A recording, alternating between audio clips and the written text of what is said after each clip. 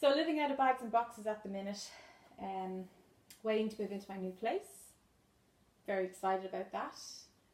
It is a bitter cold winter here in County Sligo. We've had snow the last few days. How was your eclipse on the 15th of February 2018? I found it really uplifting, very refreshing, just like the angels told me it would be, that it would be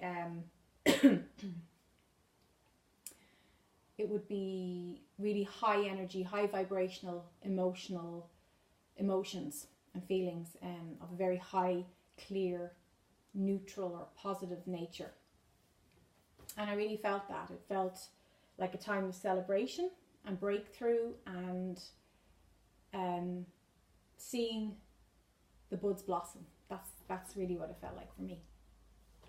So I was just thinking about my new place that I'm moving into, and I stumbled across, while I was packing, I stumbled across a story I wrote when I was 13. I was visiting my older brother at the time in Sligo. He was in college, and sometimes I would come to visit and stay with him and go to the college parties and hang out with his college student friends and feel very grown up and have a good time.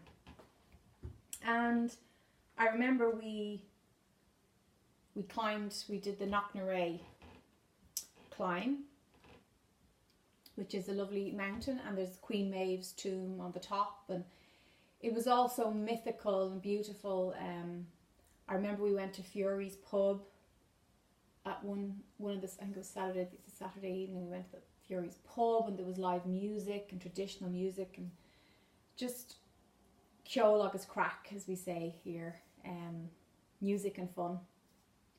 And I wrote this little piece. You know, I'm always into creative writing and expressing myself through writing. And I wrote a piece about how wonderful it would be to live in this little village, in this little place by the sea in Sligo. And that one day I felt I would. And that's the place I'm actually going to move into in a few days. So I do feel that the soul gives us markers, that the soul gives us little heads up, you know, little sign posts showing us the way as we go along. And I think that we often just brush off those lovely little precognitions, you know, those inklings we have about actually seeing or picking up on energies that are very much in our energy field, or a decision that you made in the non-physical prior to being physical. You know, I definitely have no doubt in my mind that Sligo is a soul place for me. It's a sacred place. It's a place that when I'm here, I can relax, I can let go, I can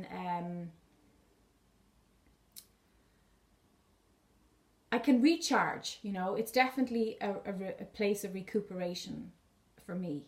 It revives my energies. And even as a young girl, you know, as a 13-year-old, I could feel that. I could pick up on that. And I think by writing out that piece and saying, you know, someday I'll be here, someday maybe I'll live here, who knows. And at the time, remember, you know, I was 13, that seemed like a huge endeavour. The thoughts of actually moving on, you know, to a completely different part of the country and being in a place I didn't know anybody and being away from my parents at that time, like that was the soul talking to me. You know, we have our soul language. We have symbols and signs and guidelines and guideposts from our higher soul star telling us things, you know. And obviously I was meant to write that piece, and I was meant to stumble across it all these years later, you know, from 13 to 36, like all that time. But again, it's back to that thing of what I was saying in the last video about decisions and the power of decisions. And sometimes you have to live through life before you're ready to make that decision. You have to have experiences, and you have to fully flesh that out and live that before everything lines up and things are right for you to make that decision. So, yeah, it's like a tapestry, you know, there is a connecting of dots along the way through life. And sometimes we're in something and we think it will never change. We think this black hole is never going to end. We really feel like the sun, the summer, the sunshine, the light, the hope will never come back into our lives. And that can change in a heartbeat. And the key to that is remembering that when you're in the hole, because we know that, and we're all about that, when everything's going great and energy's moving and everything's lined up. You know, through the tough times in my life, I found as I got older, the best way to deal with those black spots is to not panic. You know, the worst thing you can do is panic and tell yourself, I'm stuck in this black hole, things are never going to change, because they will change. They have to change. Change is the only constant in this physical experience. It's a guarantee we can rely on. But what's important is understanding that sometimes patience is required. You know, dreams can sometimes grow slowly, and you have to live through those phases in your life. And then other times they just make a complete shift and a miracle can happen. But the point is, through all of it, just to be present and not to panic and not to feel that this is relentless and that that you can't be where you want to be. I mean, it's still sinking in with me that I'm actually moving back to a place that I wanted to move to and thought about so much over the last few years. But it wouldn't have been the right time in the last few years, you know. I had other places to be and other people to be with and other things to do, and I'm really glad I had that, because this feels like coming full circle. I feel like there's some kind of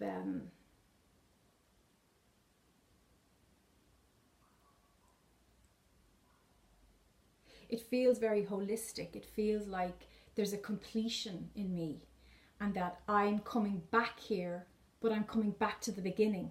That's the only way I can describe it, because it was such a beginning all those years ago when I first came here. It was a beginning of a very, very powerful, magical, exciting time in my life. And I feel like in a very different way, on a different level, that cycle is beginning again. So remembering that things are always in flux and there are cycles, and sometimes we have to live through, you know, the dull moments and have patience. But I think the key with patience is you must plant the seed of hope in your patience, of knowing, of desire, of possibility. Yes.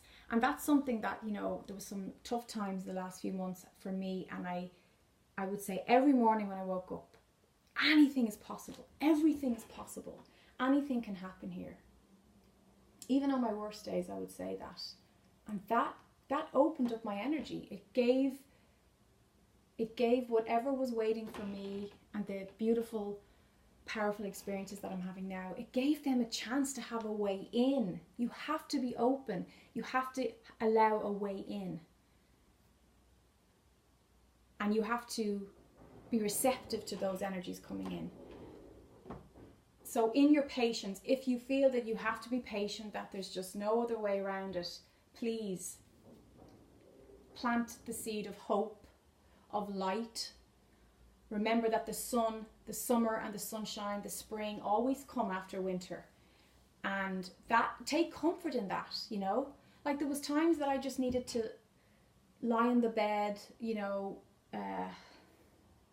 reading a book or watching 2 films in a row, doing nothing. So there was times in my life, and I just had to take the panic out of that and say, this is okay for now. This is where I'm at now. It's okay to be in a non-doing state right now. And then when things line up and the energy's ready and the decisions are made and the universe rolls in behind you and backs that up, you get this surge of energy where you don't want to sit on the bed all day. You want to get going. You want to start up new projects and go to new places and meet new people. But there's no point in forcing, you know, don't go against the flow and the rhythms and the seasons of your life, because you only hurt yourself.